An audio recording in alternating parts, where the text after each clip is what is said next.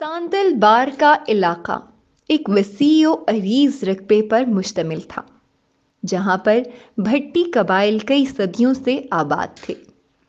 पिंडी भट्टियां के मकाम पर एक कबीला फरीद खान भट्टी की सरदारी थी और इसका बाप सांदल खान भट्टी इन कबाइली सरदारों का सरदार माना जाता था। अपनी जवानी में सरदार बिजली खान के नाम से भी मशहूर था। सांदल की रहनुमाई में इन कबाइल ने बाबर और हुमायूं के अहद में मुगल सरकार की भरपूर मुखालफत की और हर महाज पर इनको शदीद मुज़ाहिमत का रवैया मिला। हुमायूं के बाद जब अकबर ने तख्त संभाला और अकबर को इन कबाइल ही की मज़ाहमत के बायस कई बरसों तक लाहौर को दारुल हुकूमत बनाना पड़ा। इस दौरान कई बार सरकारी फौज और भट्टियों का आमना सामना हुआ, लेकिन सरकारी फौज को शिकस्त फाश हुई। इस शिकस्त की बुनियादी वजह मकामी लोगों का बैरूनी मुल्क से आए मुगलों की सरकार को ना मानना था। लेकिन जब किला फरीद तबाह हुआ तो दोनों बाप बेटों को गिरफ्तार करके किला लाहौर में शहंशाह जलालुद्दीन मोहम्मद अकबर के हुजूर पेश किया गया। इस वक्त की रिवाजी अतात के तहत दोनों बाप बेटे को 3 तरह के मुआहदों पर पेशकश की गई। नंबर 1, मुगल सरकार की अतात करे, सरकारी शरह के मुताबिक मालिया दिया जाए। नंबर 2, मुगल सरकार की अतात करके अनाज और दीगर आमदनियों की शरह सरकार को दी जाए। और नंबर 3, आखिरी शर्त यह है कि अगर दर्ज बाला शराइत कबूल नहीं तो मुगल सरकार को तस्लीम किया जाए और सिर्फ जंगी हालात में मुगल फौज को अनाज और कमक फराम की जाए। लेकिन दोनों बहादुर सरदारों ने सरकार के दिए इस निज़ाम को ना माना, क्योंकि आज़ाद सरजमीन के बासी थे। वो बैरूनी हमला आवरों के साथ लोगों के हुकूक का सौदा क्यों करते। दोनों सरदारों को फांसी दे दी गई और लोगों के लिए इबरत बनाने के लिए दोनों की लाशों में भुस भरकर किला लाहौर के बाहर टांग दिया गया। दोनों सरदारों की इस तरह की गई तजलील के बायस सांदल बार के जवानों के दिलों में मुगल सरकार के खिलाफ शदीद नफरत पैदा हुई। शहंशाह अकबर, जो कि दुनिया भर में अपनी सियासत के बायस जाने जाते थे, उन्होंने एक हाथ तलवार का दिखाया और दूसरा प्यार का। फरीद खान की बेवा अम्मा लुधी, जो कि 5 माह की हामिला थी, इसको इलाके की नफरत खत्म करने के लिए इस्तेमाल किया और पैदा होने वाले दुल्ले के साथ शेखू को दूध पिलाया और ये कहा कि दुल्ला मेरा हुआ और शेखू तुम्हारा हुआ। ये दोनों दूध शरीक भाई ठहरे और उसके साथ साथ शेखुपुरा में किला भी तामीर करना शुरू कर दिया कि आने वाले वक्त में आज़ादी के परवानों को कुचला जा सके।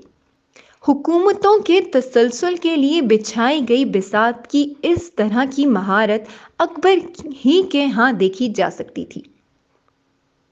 दुल्ले की इज्जत और तकरीम शाही खानदान के लोगों की बराबर ठहराई गई। शहजादा सलीम के हम रुतबा होने के बायस शाही महलात में वो सब कुछ दुल्ले को हासिल था जो शेखू को हासिल था। दुल्ले को दी जाने वाली तालीम में इसको दरबारी अदब व आदाब सिखाए जाने की कोशिश की गई। उस वक्त की ब्यूरोक्रेसी के तैयार करदा निसाब में दर्ज मज़ामीन का एक ही महासिल था और वो था ज़िल्ले इलाही। बादशाह ही अवाम की उम्मीदों की आखिरी और पहली किरण है। पाकीज़गी और तहारत के तमाम दर्जात साहिब तख्त की जानिब से मुकर्रर करदा थे। आज़ाद मंच बाप और दादा का खून क्यों कर इन चीज़ों को कबूल करता। तबक़ात में तकसीम करदा माशरत जिसकी तमाम तशबीहात दरबार में बदरजा अतम मौजूद हैं, वो किसी भी तौर दुल्ले को अपना ना कर सकी और एक रोज़ दुल्ला तमाम तर बादशाही और बादशाही तालीम को ठुकरा कर ऐसा सांदल बार को गया कि फिर दोबारा वापस ना आया। कुएं के साफ और शफाफ पानी में अपना अक्स देखती जवान लड़कियां एक दूसरे से मजाक कर रही थीं। کچھ لڑکیاں پانی کے گھڑے پانی سے بھر کر لہلہاتے کھیتوں میں چہل قدمی کر رہی تھیں۔ ایک جانب سے نوجوان دلہ اپنی غلیل کے ساتھ چڑیوں کا شکار کرتا بھاگتا ہوا کنویں کی جانب آیا۔ دلے کو دیکھ کر لڑکیاں بھاگیں اور گھبرائی نظر آئیں کہ شاید کرشن گوپیوں کی جانب آیا ہو۔ بھاگو یہاں سے، اب اس میں ہمیں تنگ کرنا ہے، ایک نوجوان لڑکی بولی۔ چلو جلدی سے اپنے گھڑے اٹھاؤ اور گھر کی جانب چلو، ایک دوسری لڑکی بولی۔ اصل میں اماں لودھی کا لاڈلا ہے نا، دلہ بھٹی، ایک اور لڑکی بولی۔ یہ کس نے میرا نام پکارا؟ دلہ غلیل سے نشانہ لیتے ہوئے بولا۔ میں نے ہی کہا تھا کہ چلو تم یہ گھڑا ہی اٹھوا دو مجھے، وہی لڑکی بولی۔ تمہیں پتہ نہیں میں شکار کر رہا ہوں؟ دلہ اکڑ کر بولا۔ لو دیکھو بڑا شکاری، لڑکی نے ہنس کر کہا۔ کیا میں شکاری نہیں؟ دلہ غلیل سے ایک بار پھر نشانہ لگا کر بولا۔ ہاں ہے تو بہت بڑا شکاری، لیکن ہے چڑی مار، دوسری لڑکی نے ہنس کر کہا۔ اچھا تو یہ بات ہے، دلے بھٹی نے کہا اور نشانہ لے کر اس کا گھڑا توڑ دیا۔ ہائے ہائے میرا گھڑا توڑ دیا، چڑی مار، کل آ کر دوسرا گھڑا بھی توڑ دوں گا۔ اتنی اکڑ ہے تو جا کر مغلوں کے سر قلم کر جنہوں نے تیرے باپ دادا کا قتل کیا۔ کیا مطلب مغلوں نے میرے باپ دادا کو قتل کیا تھا؟ وہ لڑکی کے پاس بیٹھتے بولا۔ جا کر ماں لودھی سے پوچھ، بڑا آیا راجپوت۔ تو بس لڑکیوں کے گھڑے توڑنے والا ہے، چڑی مار۔ مجھے میری ماں نے کبھی کچھ نہیں بتایا، تم مجھے بتاؤ۔ چل بیٹھ، میں تجھے ساری بات بتاتی ہوں۔ یہ کہہ کر لڑکیاں اپنے گھروں کو چلی گئیں اور وہ لڑکی اس کو تفصیلات بتانے لگی۔ اس لڑکی سے باتیں سننے کے بعد دلہ بھٹی سیدھا ماں لودھی کے پاس گیا۔ ماں نے اسے پہلے سینے سے لگایا اور پھر بتایا کہ وہ تو خود اس دن کا انتظار کر رہی تھی کہ کس دن وہ عمر کے اس حصے میں پہنچے گا جب تجھے مغلوں کے کیے گئے مظالم کے بارے میں بتاؤں گی کہ کس طرح انہوں نے تیرے جوان باپ اور بزرگ دادا کو ان کی غلامی نہ کرنے پر موت سے ہمکنار کیا۔ ماں کی باتیں سن کر اس کے اندر کا آزاد راجپوت جا گیا اور اس کے کانوں میں رہ رہ کر شاہی التعلیق اور دیگر اساتذہ کی باتیں گونجنے لگیں جن پر عمل کر کے وہ بادشاہی میں ایک اچھا مقام حاصل کر سکتا تھا۔ لیکن جب اس کو بات سمجھ میں آئی کہ اس کے باپ دادا نے ذاتی مفادات نہیں بلکہ لوگوں کی آزادی اور لوگوں کے حقوق کے لیے مغل بادشاہی کو ماننے سے انکار کیا، کیونکہ بادشاہی تو ہے ہی لوگوں کے خون پینے کے مترادف۔ وقت گزرتا گیا، دلہ بھٹی اپنے ساندل بار کے ساتھیوں کے ساتھ اکبر سلطنت کے لیے خوف اور دہشت کی علامت بنتا گیا۔ دلہ بھٹی نے جگہ جگہ پر گریلا کارروائیاں کر کے مغل سلطنت اور ان کی حمایت یافتہ قافلوں کو لوٹنا شروع کیا۔ لوٹی ہوئی دولت سے نہ صرف اپنی طاقت کو بڑھایا بلکہ غریب لوگوں کو بھی اس دولت میں حصہ دیا۔ لوگوں کی ہمدردیاں تو پہلے ہی سے ساندل اور فرید بھٹی کی قربانیوں کے باعث دلے بھٹی کے ساتھ تھیں، لیکن جس طرح اس نے لوگوں کے حقوق کی رکھوالی کی، اس کے باعث اس کی شہرت اس کی قوت اور طاقت کا باعث بنتی گئی۔ مغل سرکار کے ظلموں سے تنگ نوجوانوں نے دلے بھٹی کے ساتھ شمولیت اختیار کی۔ دن بدن بڑھتی طاقت کے باعث اکبر نے لاہور میں ڈیرے یہاں تک بڑھا لیے کہ کئی برس تک لاہور دارالحکومت بنا رہا۔ اس دوران سیاسی چالیں بھی چلی گئیں۔ اماں لودھی سے جہانگیر کو نقصان نہ پہنچانے کا وعدہ بھی لیا گیا۔ اس کے ساتھ ساتھ دلے بھٹی کو سلطنت میں اہم عہدوں کی پیشکش بھی کی گئی، لیکن دلہ تو آزادی اور آزاد سماج کے لیے جنگ لڑ رہا تھا۔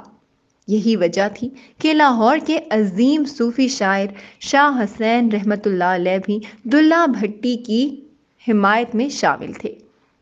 لیکن شہنشاہ اکبر کی سیاسی چالیں اپنا کام کرتی رہیں اور ایک روز دھوکے سے دلے بھٹی کو گرفتار کر لیا گیا اور گرفتاری کے بعد لاہور کے قلعے میں لایا گیا۔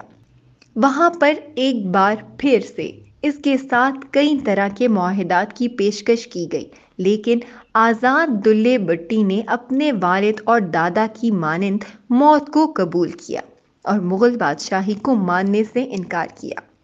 ساندل بار کے انتہائی پسندیدہ شخص کو ایک باغی کے روپ میں پیش کیا گیا اور قدیم دلی دروازہ لاہور کے باہر قدیمی نخاس کے سامنے دلے بھٹی کو سرعام پھانسی دے دی گئی تاکہ لوگوں کو عبرت رہے کہ آئندہ بادشاہی کے سامنے کوئی سر نہ اٹھا سکے۔ دلہ بھٹی کی شہادت کے بعد ایک عرصہ تک دلے کا نام بھی لوگوں کے لیے ممنوع تھا۔ دلے بھٹی کی حمایت کے باعث کئی برسوں تک مغل سلطنت کے اہلکار شاہ حسین کے ساتھ سائے کی مانند چمٹے رہے اور ایک ایک پل کی خبر شہنشاہ اکبر تک جاتی رہی۔ یہی وجہ تھی کہ ان کا کلام عام لوگوں کے ساتھ ساتھ شاہی محلات تک بھی پہنچتا رہا۔ دلے کا نام مغل عہد میں باغی کے روپ میں پیش کر کے ہمیشہ کے لیے ختم کرنے کی کوشش کی گئی، لیکن دلے بھٹی کا کردار پنجابی لوک داستان کی ایک خاص صنف وار میں زندہ رہا۔ بادشاہت نے ہمیشہ کی بادشاہت کا ساتھ دیا۔ یہی وجہ ہے کہ انگریز سرکار کے عہد میں لاہور کی تاریخ پر لکھوائی گئی کتب میں دلے بھٹی کو ایک ڈاکو، راہزن اور باغی کے طور پر پیش کیا گیا۔ یہاں تک کہ تحقیقات چشتیہ میں مولوی نور احمد چشتی نے بھی دلے بھٹی کو درجہ بالا الفاظ میں ہی تحریر کیا۔ دوسری جانب لوگوں کے حقوق کے لیے جان دینے والا دلہ بھٹی لوگوں کے دلوں میں زندہ رہا۔ دلے بھٹی کا کردار تقسیم کے بعد بھی دونوں پنجابوں میں قابل عزت رہا۔ دونوں جانب کے اہم مصنفین نے مضامین اور ڈرامے تحریر کیے۔ واروں میں کردار جیتا جاگتا رہا۔ اس حوالے سے ایک اہم لیکن غیر معروف گائک جو کہ لاہور میں ایک پرانے علاقے مزنگ کے رہائشی تھے، شیخ بسا نے ایک عرصہ تک واریں گائیں۔ دلہ بھٹی جو ایک عہد، ایک شخصیت، ایک تحریک اور فلسفے کا نام تھا، 450 برس سے زائد قدیم اس عظیم شخصیت کو ہر آنے والی بادشاہی نے ختم کرنا چاہا، لیکن وہ اس کو ختم نہ کر سکے۔ شیخ بسا کر عہد حاضر میں واری گانا اور پنجاب کے دیہاتی علاقوں میں گیتوں کے اندر کی جیتا جاگتا کردار جلال اکبری کی حدود سے باہر ہے۔